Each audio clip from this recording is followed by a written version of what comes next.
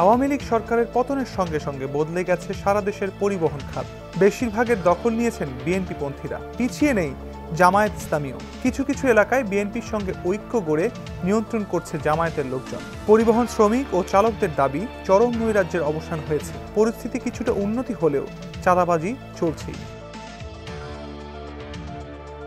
রংপুর নগরীর গুপ্তপাড়ায় জেলা পরিবহন মালিক সমিতির কার্যালয়ে আসছে না সভাপতি ও জেলা আওয়ামী লীগের উপদেষ্টা মোজাম্মেল হক। সাধারণ সম্পাদক মশিউর রহমান রাঙ্গা লাপাত্তা। বর্তমানে দেখভাল করছেন যুগ্ম সম্পাদক আফতাবুজ্জামান লিপ্পন। কেন্দ্রীয় বাস টার্মিনালে রংপুর মোটর শ্রমিক ইউনিয়নের কার্যালয় দখলে নিয়েছে বিএনপি পন্থীরা। চালক ও শ্রমিকরা জানান, আওয়ামী লীগের পতনে চাঁদাবাজির হাত বদল হয়েছে মাত্র। বিএনপির লোকজন পকেট ভরছেন।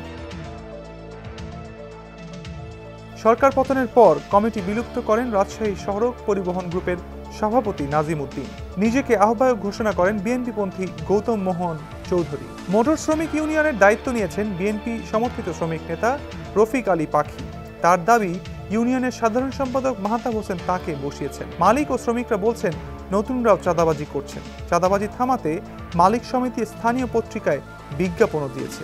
বগুড়া বাস, মিনিবাস ও কোচ পরিবহন মালিক সমিতির নিয়ন্ত্রণ নিয়েছে বিএনপি জামায়াত। আগের সভাপতি জেলা আওয়ামী লীগ নেতা আখতারুজ্জামান ডিউক ও সম্পাদক উপজেলা যুবলীগ নেতা আমিনুল ইসলাম আত্মগোপনে।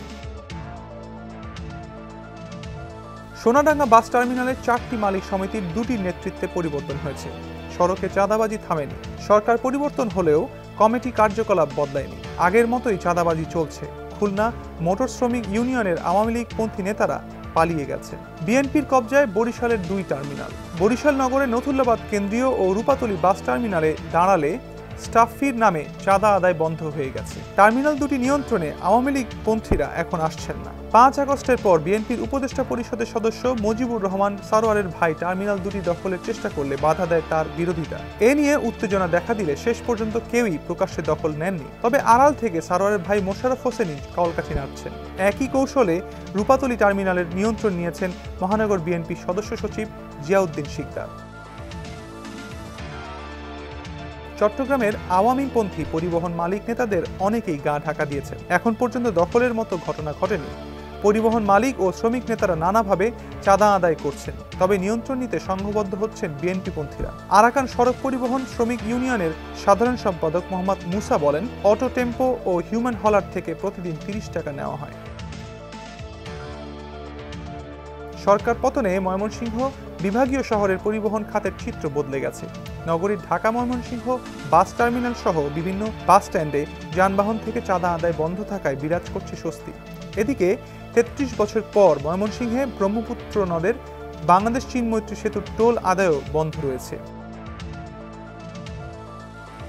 সিলেট জেলা সড়ক পরিবহন মালিক সমিতি ও অন্যান্য শ্রমিক ইউনিয়নের বেশিরভাগই নিয়ন্ত্রণ করছে আগের কমিটি। কদমতলী কেন্দ্রীয় বাস টার্মিনাল নিয়ন্ত্রণে নেওয়ার চেষ্টা করেছেন বিএনপি ও জামায়াত সমর্থিত মালিক শ্রমিকরা। সেখানে সমঝোতার ভিত্তিতে যুক্ত হয়ে বিএনপি ও জামায়াতের লোকজন নিয়ন্ত্রণের চেষ্টা করেন।